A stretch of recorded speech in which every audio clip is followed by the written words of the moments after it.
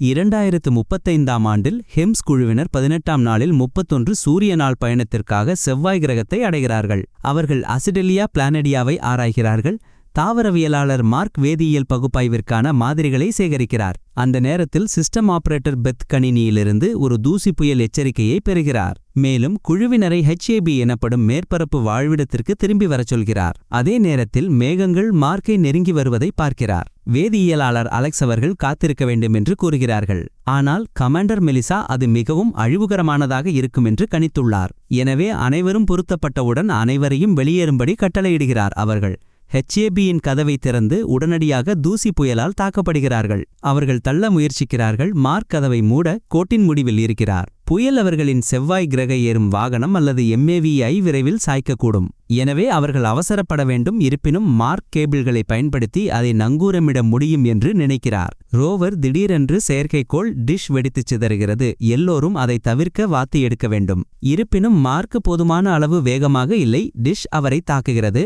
Mark இருளில் பறக்க அனுப்பப்படுகிறார். கணினி சூட் உடைப்பு பற்றிய எச்சரிக்கையை பெறுகிறது. அவர்களால் ஸ்கேனரில் அவரை கண்டுபிடிக்க முடியவில்லை. மேலும் அவரது உயிர் உறுப்புகளையும் கண்டறிய முடியவில்லை.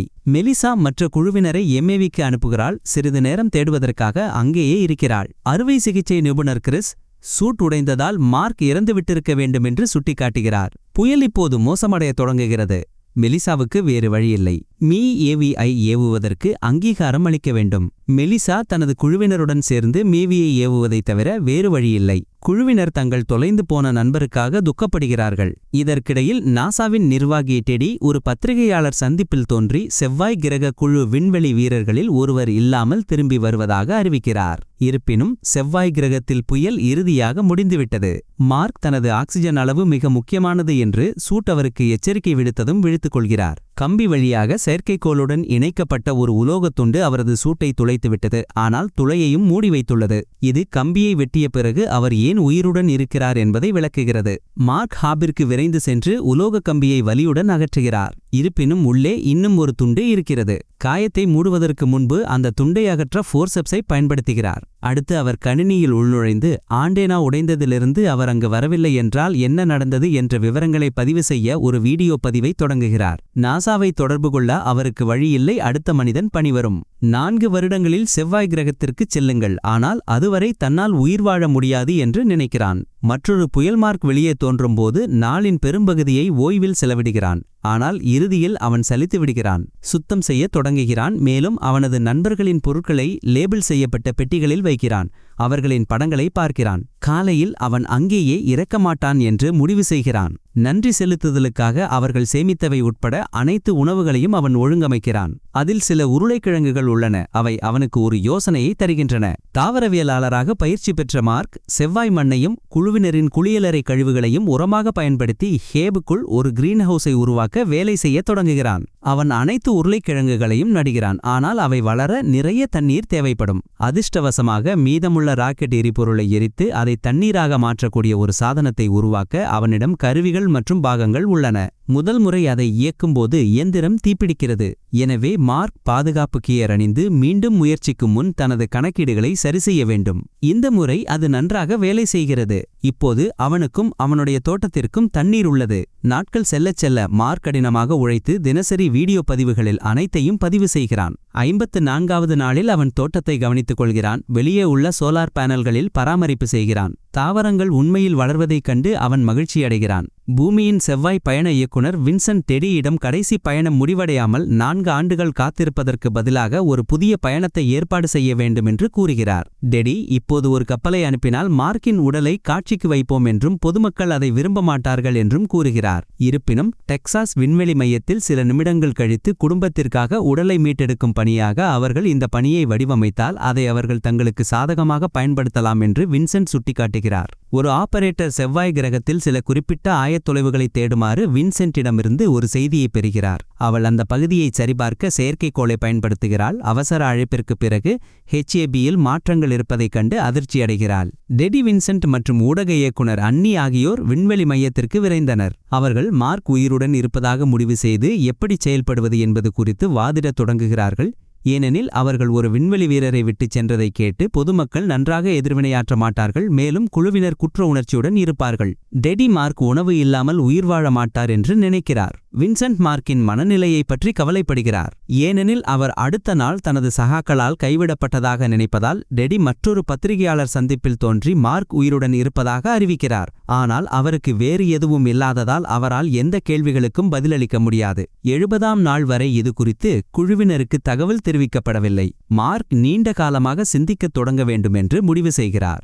4 ஆண்டுகளில் வரும் குழு தனது HABயிலிருந்து 3200 கிலோமீட்டர் தொலைவில் தரையிறங்கும். எனவே அங்கு செல்வதற்கான வழியை கண்டுபிடிக்க வேண்டும். முதல் பிரச்சனை, வேலை செய்யும் ஒரே ரோவர் அதிகபட்சமாக 35 கிலோமீட்டர் தூரத்தை அடைய முடியும். அதை மீண்டும் சார்ஜ் செய்ய வேண்டும். இரண்டாவது பிரச்சனை என்னவென்றால் பயணம் முடிக்க 50 நாட்கள் ஆகும். எனவே புயல் குறியால் அழிக்கப்பட்ட ரோவரிலிருந்து துண்டுகளை எடுத்து குறைந்தபட்ச உயிராதரவுடன் ஒரு ரோவரில் அவர் வாழ்வார். வேலை செய்யும் ரோவரின் பேட்டரி ஆயுளை இரட்டிப்பாக்க முடிகிறது. அவர் நள்ளிரவில் ஒரு சோதனை ஓட்டத்தை மேற்கொள்கிறார். அது எவ்வளவு குளிராக இருக்கிறது என்பதை கவனிக்கிறார். ஆனால் ஹீட்டரை இயக்குவது அதிக பேட்டரி ஆயுளை எடுக்கும். அவர் மீண்டும் வேலைக்கு திரும்பும்போது ரேடியோ ஐசோடோப் தெர்மோஎலக்ட்ரிக் ஜெனரேட்டரை தோண்டி எடுக்க வேண்டும் என்று முடிவு செய்கிறார். இது புளூட்டோனியத்தால் நிரம்பியிருப்பதால் ஆபத்தான பணியாகும். கவனமாக வேலை செய்வதன் மூலம் ஜெனரேட்டரை எந்த விபத்துகளும் இல்லாமல் மீட்டெடுக்கிறார். மேலும் அதை பூமியில் உள்ள ரோவருடன் இணைக்கிறார். மார்க்கின் விளக்க வின்சென்ட் ஒரு பத்திரிகையாளர் சந்திப்பில் தோன்றுகிறார். செயற்கைக்கோள் காட்சிகள் பொதுவில் இருப்பதால் மார்க் தரையிறங்கும் இடத்திற்கு செல்ல விரும்புவதாக அவர் விளக்குகிறார். ஆனால் நாசா அவருடன் தொடர்பு கொள்ள முடிந்தால் அவரை மீட்கும் வரை காத்திருக்கச் சொல்கிறார்கள். டெடி கேமராவில் அப்படிச் சொன்னதற்காக அவரை திட்டுகிறார். ஏனெனில் மார்க்கை மீட்பது சாத்தியமா என்று அவர்களுக்கு இன்னும் தெரியவில்லை. அவர் செவ்வாய் கிரகத்திற்கு ஒரு விநியோக ஆய்வை அனுப்பவும் விரும்புகிறார். எனவே குழு அவரிடம் கட்டமைத்து அனுப்ப 9 மாதங்கள் ஆகும் என்று கூறுகிறது. டெடி அனைவரையும் ஓவர் டைம் வேலை செய்ய உத்தரவிடுகிறார். அதை 3 முறை முடிக்கவும் விமான இயக்குனர் மிட்ச் அவர்கள் மிஷன் குழுவினரிடம் இதைப்பற்றி சொல்ல வேண்டும் என்று வலியுறுத்துகிறார். ஆனால் 79ஆம் நாளில் மார்க் மீட்கப்பட முடியும் என்பதை அவர்கள் உறுதி செய்யும் வரை டெடி அவ்வாறு செய்ய மறுக்கிறார். மார்க் இறுதியாக தனது தோட்டத்திலிருந்து வளர்ந்த உருளைக்கிழங்கை எடுத்து சிறிய உருளைக்கிழங்கை மீண்டும் நட்டு பெரிய உருளைக்கிழங்கை தனது உணவு விநியோகத்திற்காக சேமிக்கிறார். பின்னர் தகவல் தொடர்பு சிக்கலை சரிசெய்ய ஒரு வழியை யோசிக்க முயற்சிக்கும்போது வரைபடத்தை பார்க்கிறார். இறுதியாக ஒரு யோசனையை பெறுகிறார். அவர் ரோவரில் ஏறி சிறிது நேரம் வின்சென்ட்டை குழப்பும் ஒரு திசையில் ஓட்டுகிறார். ஆனால் அவர் ஒரு வரைபடத்தையும் பார்க்கும்போது உற்சாகமடைகிறார். சில நிமிடங்கள் கழித்து மார்க் பாத்ஃபைண்டர் ஆய்வை வெளியே எடுக்க மணலில் தோண்டுகிறார். அது 1997இல் அமைதியாகிவிட்டது என்று அவர் வைக்கிறார். அதை ரோவரில் ஏற்றி அதை பழுது பார்க்கும் பணியை தொடங்க HABக்கு மீண்டும் எடுத்துச் செல்கிறது. அதே நேரத்தில் வின்சென்ட் பொறியியல் குழுவை சந்திக்க விரைந்து சென்று பாத்ஃபைண்டர் பிரதியை வெளியே கொண்டு வருகிறார். இதனால் அவர்கள் ஒரு இணைப்பை நிரல் செய்யலாம். இறுதியில் பாத்ஃபைண்டர்கள் இருவரும் தொடர்பு கொள்கிறார்கள். பூமிக்குழு செவ்வாய் கிரகத்திலிருந்து படங்களை பெறுகிறது. மார்க் ரஷ் அவரை பார்க்க முடியுமா என்று கேட்கும் ஒரு பலகையை வைக்கிறார். மேலும் ஆம் மற்றும் இல்லை என்று சொல்லும் 2 அடையாளங்கள் உள்ளன. குழு கேமராவை நகர்த்தி ஆம் என்று சுட்டிக்காட்டுகிறது. மார்க் இப்போது கொண்டாடுகிறார். ஒரு கேமராவை பயன்படுத்தி சிக்கலான அறிவியல் உரையாடல்களை நடத்துவதற்கான வழியை கண்டுபிடிக்க வேண்டும்.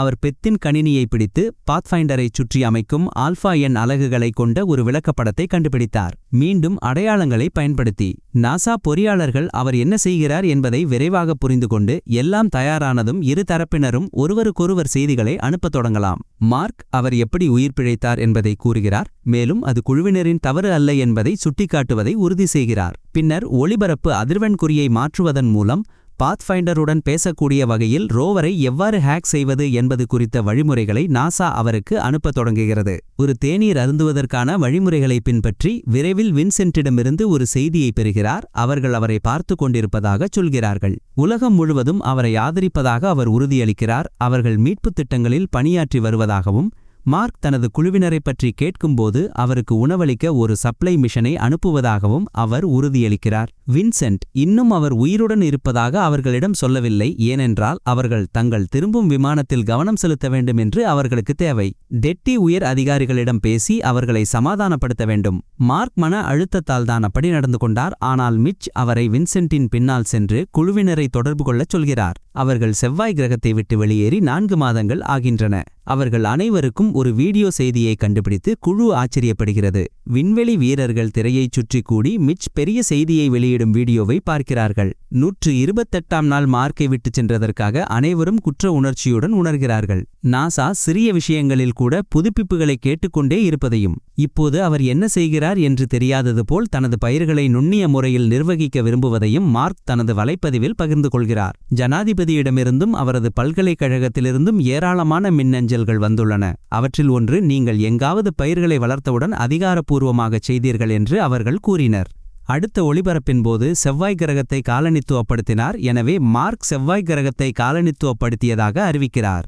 நாசா மார்க்கை ஒரு படத்திற்கு போஸ் கொடுக்க சொல்கிறது. பத்திரிகையாளர்களுக்காக அழகாக ஏதாவது செய்வதற்கு பதிலாக அவர் வேடிக்கையாக இருக்க முயற்சிப்பதால் ஆனி கோபப்படுகிறார். டெட்டி 9 மாதங்களுக்குள் அவருக்கு பொருட்களை அனுப்புவது பற்றிய அறிவிப்புடன் அதை எப்படியும் இடுகையிடச் சொல்கிறாள். உணவு அதுவரை அவருக்கு போதுமானதாக இருக்க வேண்டும். ஆனால் டெடி ஒரு இரவு ஏதோ தவறு நடக்கக்கூடும் என்று கவலைப்படுகிறார். மார்க் வெளியே சில பராமரிப்பு பணிகளை முடித்துவிட்டு HABக்குள் திரும்பிச் செல்கிறார். ஆனால் ஒரு செயலிழப்பு ஏற்பட்டுள்ளது. அழுத்தம் சுவரில் ஒரு துளையை ஏற்படுத்துகிறது.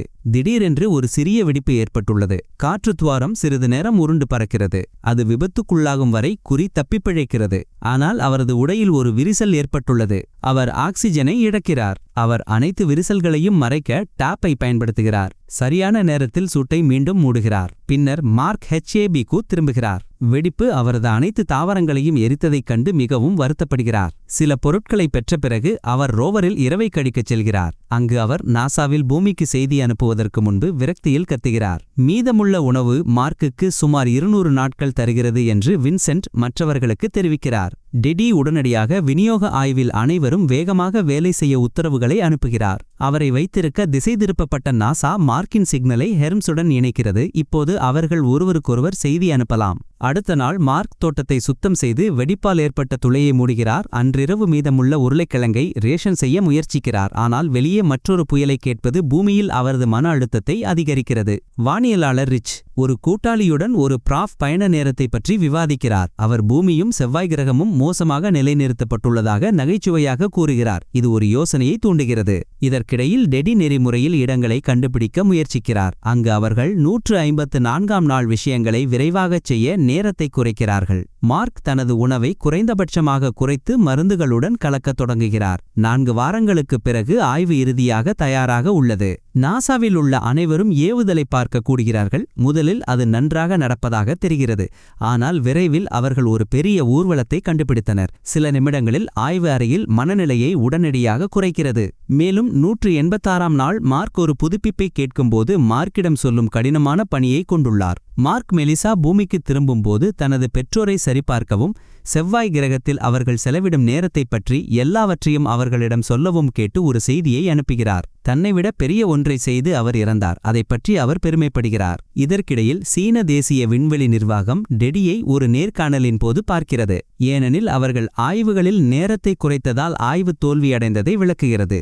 சீனாவில் நாசா வேகமாக ஏவ உதவும் மேம்பட்ட பூஸ்டர் உள்ளது. ஆனால் அது எப்போதும் வகைப்படுத்தப்பட்ட தகவலாகவே உள்ளது. எனவே அவர்கள் உதவி செய்தால் அதை தனிப்பட்டதாக வைத்திருக்க வேண்டும். உலகில் யாருக்கும் விரைவில் தெரியாது. டெடிக்கு அவர்களிடமிருந்து ஒரு அழைப்பு வருகிறது. மேலும் அவர் ரகசிய ஒப்பந்தத்திற்கு ஒப்புக்கொள்கிறார். நாசா பொறியாளர்கள் 28 நாட்களில் மற்றொரு ஆய்வை முடிக்க முயற்சிக்கிறார்கள். ரிச் தனது கணக்கீடுகளை முடித்துவிட்டு வின்சென்ட்டை பார்க்க பறந்து செல்கிறார். அவருக்கு ஒரு சிறந்த திட்டம் இருப்பதாக அவரிடம் கூறுகிறார். வின்சென்ட் ஒரு கூட்டத்தை ஏற்பாடு செய்கிறார். ரிச் ஒரு ஸ்டேப்லரை பயன்படுத்தி தனது திட்டத்தின் காட்சி ஆர்ப்பாட்டத்தை செய்கிறார். அன்னி மற்றும் டெடி செவ்வாய் கிரகத்திற்கு நேரடியாக ஆய்வை அனுப்புவதற்கு பதிலாக அவர்கள் சீன பூஸ்டரை பயன்படுத்தி அதை இடைமறிக்க முடியும். ஹெம்ஸ் குழுவினர் பொருட்களை எடுத்துக்கொண்டு பூமியைச் சுற்றி ஒரு ஸ்லிங்ஷாட் விளைவில் பறக்க முடியும். இது வேகத்தை தக்கவைத்து மார்க்கை மீட்க செவ்வாய் கிரகத்திற்கு விரைவாக அனுப்பும். அவர் MAVயில் அவர்களை சந்திக்க வேண்டும். இருப்பினும் இது குழுவினரின் பணிக்கு மேலும் 500 நாட்கள் சேர்க்கும். மெலிசாவும் மற்றவர்களும் அதை செய்ய விரும்புகிறீர்களா என்பதை முடிவு செய்ய அனுமதிக்கப்பட வேண்டும் என்று மிச் நினைக்கிறார். இல்லையா ஆனால் டெடி முழு அணியையும் இழக்க விரும்பவில்லை. ரிச்சின் ஹெம்ஸை இழப்பதற்கு பதிலாக அவர்கள் தங்கள் அசல் திட்டத்திலேயே ஒட்டிக்கொள்வதாக அறிவிக்கிறார். பெத் ஒரு மறைகுறியாக்கப்பட்ட செய்தியை கண்டுபிடித்து அதை டிகோட் செய்து ரிச்சின் திட்டத்தை கண்டறிய குழுவினர் என்ன செய்ய வேண்டும் என்று விவாதிக்க ஒன்று கூடுகிறார்கள். மெலிசா ஒரு கணம் தங்கள் குடும்பங்களை இன்னும் ஒரு வருடத்திற்கு பார்க்காத விளைவுகளை அனைவருக்கும் நினைவூட்டுகிறார். இது கலகமாக கருதப்படுவதால் அவர்கள் கோர்ட் மார்ஷல் செய்யப்படுவார்கள். ஸ்லிங்ஷாட் தவறாக பறந்து அனைவரையும் கொல்லக்கூடும் என்பதை குறிப்பிட வேண்டாம். இருப்பினும் நாசாவில் அதைச் செய்வதற்கு ஆதரவாக வாக்களிக்க குழுவினர் தயங்கவில்லை. ஹெர்ம்ஸ் பாதையில் இருந்து பறந்து செல்வதை கவனிப்பதற்கு முன்பு ரிச்சின் நகைச்சுவையுடன் பெத்திடமிருந்து ஒரு செய்தியை பெறுகிறார்கள். டேடிக்கு அவர்களின் புதிய திட்டத்தை பற்றி சொல்ல அன்னியை பத்திரிகையாளர்களிடம் பேச அனுப்புவதைத் தவிர வேறு வழியில்லை என்றும் அவர் யூகிக்கிறார். மிட்ச் ஹேம்ஸுக்கு ரகசியமாக தகவலை அனுப்பினார். மேலும் இந்த பணி முடிந்ததும் அவர் 219ஆம் நாள் ராஜினாமா செய்ய வேண்டும் என்று அவரிடம் கூறுகிறார். இந்த மற்ற எம்ஏவி அமைந்துள்ள பள்ளத்திற்கு செல்லும் பயணத்தில் உயிர் வாழ நிறைய பொருட்களை எடுத்துச் செல்ல வேண்டியிருக்கும் என்பதால் ரோவரை மாற்றியமைக்கும் பணியில் மார்க் ஈடுபடத் தொடங்குகிறார். நாசா அவர்களின் ஆய்வகங்களில் அதே சோதனைகளை நடத்துகிறது.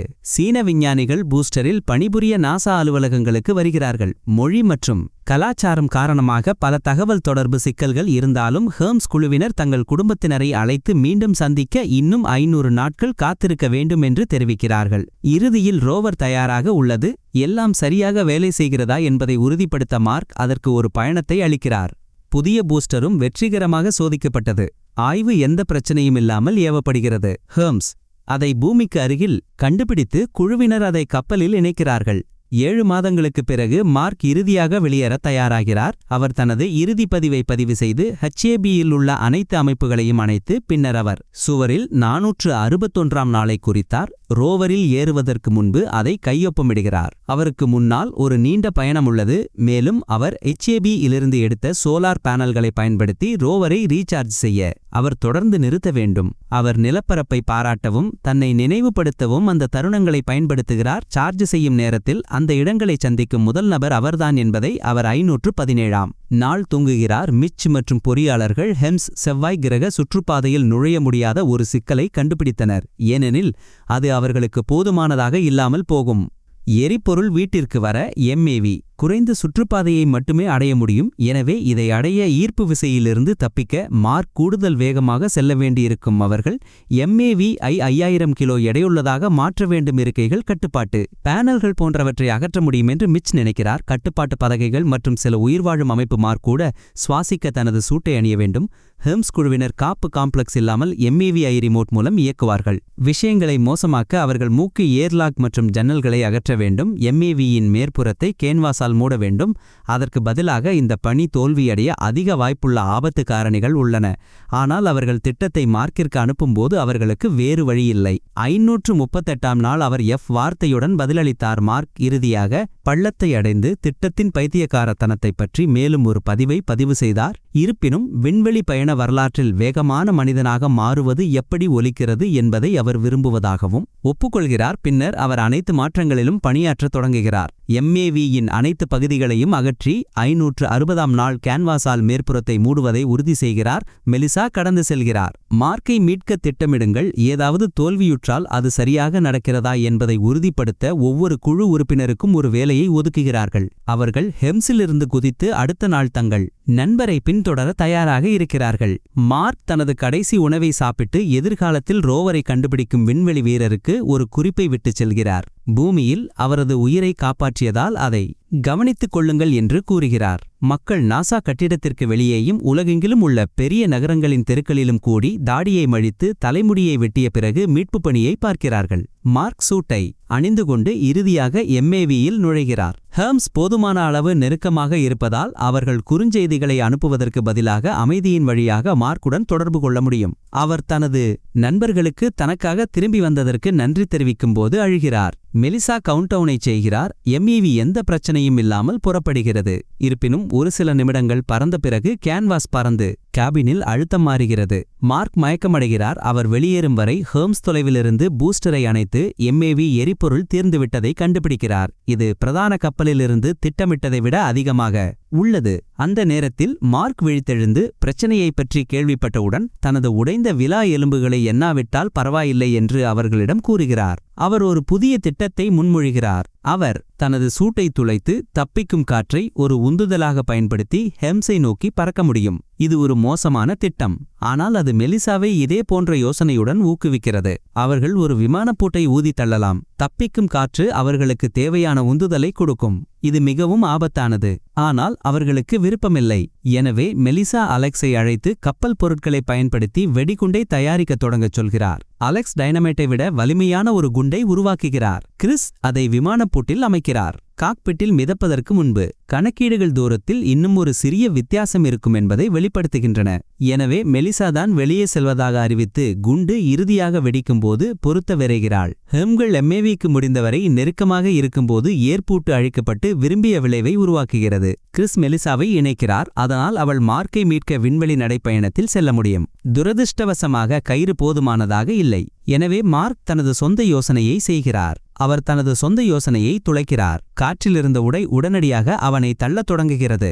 அவன் கட்டுப்பாட்டை எடுக்க போராடுகிறான், ஆனால் இறுதியில் எம்ஏவியிலிருந்து வெளியே பறக்க முடிகிறது. அவளுடைய குழுவினர் கணக்கீடுகளை செய்கிறார்கள். மெலிசா தனது பாதையை சரிசெய்து மார்க் கடந்து செல்லும்போது அவரை பிடிக்க கையை நீட்டுகிறாள். இருப்பினும் அவன் மிக வேகமாக செல்கிறான். அவர்களின் கைகள் அதிர்ஷ்டவசமாக மோதிக்கொள்கின்றன. அவன் கயிற்றை பிடித்துக் கொள்கிறான். மெலிசா இழுக்கத் தொடங்குகிறாள். அவர்கள் இறுதியாக மீண்டும் ஒன்றிணைக்க முடியும் வரை குழுவினர் அவர்களை உள்ளே இழுக்கிறார்கள். பின்னர் பணி நன்றாக நடந்ததாகவும் மார்க் இந்த அனுபவத்திலிருந்து மீண்டும் மீண்டும் ஆரோக்கியமாக இருந்தவுடன் உலகம் முழுவதும் உள்ள அனைவரும் கொண்டாடுகிறார்கள் என்றும் பூமிக்கு தெரிவிக்கிறார். அவர் விண்வெளி வீரர்களுக்கான உயிர் வாழும் பயிற்றுவிப்பாளராகிறார். 3 ஆண்டுகளுக்குப் பிறகு செவ்வாய் கிரகத்திற்கு ஒரு புதிய பயணம் வெற்றிகரமாக தொடங்கப்பட்டது. லைக் பண்ணுங்க, சப்ஸ்கிரைப் பண்ணுங்க, ஷேர் பண்ணுங்க.